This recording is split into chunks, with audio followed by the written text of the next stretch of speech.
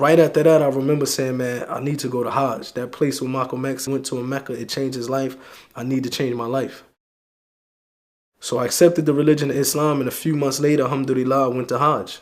It was something that you felt that was different that I never felt before. To see people from all walks of life, from all different races, from all different, so many different countries. I never witnessed nothing like that in my life. To see people that you don't even know, but they calling you brother, and they inviting you to come eat with them.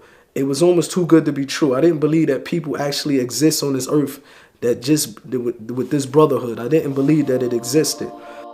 He went over there, and when he came back, you know, he had this story about it that was amazing. And he was definitely a changed brother. When I returned back to America, man, I remember everything was looking different to me.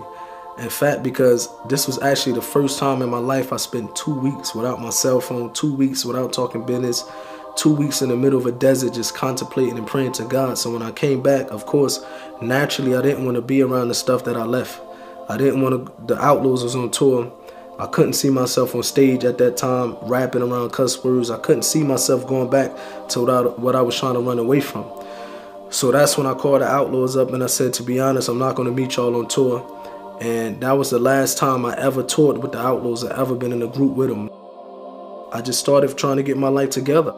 I came back as a whole nother person, man. I looked at life different after that. Prior to Islam, man, I was very aggressive, very angry. And it wasn't nothing for me to take my anger out on an individual and hurt someone. It was the first time in my life that I even read about something that gave the rights to a woman and put a woman on in such a high status. Coming from the music industry, I never looked at a woman in that way in my life. And for the first time in my life, I actually would think about before I do an action or before I try to hurt someone. Eventually, I walked away from the music industry, but at the same time, I felt like something was still missing. I just felt like it wasn't for me to walk away from the music industry and actually just sit in my living room or sit in my room and that's it. I felt like I still needed to put that message out or still had a voice that I wanted to speak to the youth. And that's when I decided to get into motivational speaking.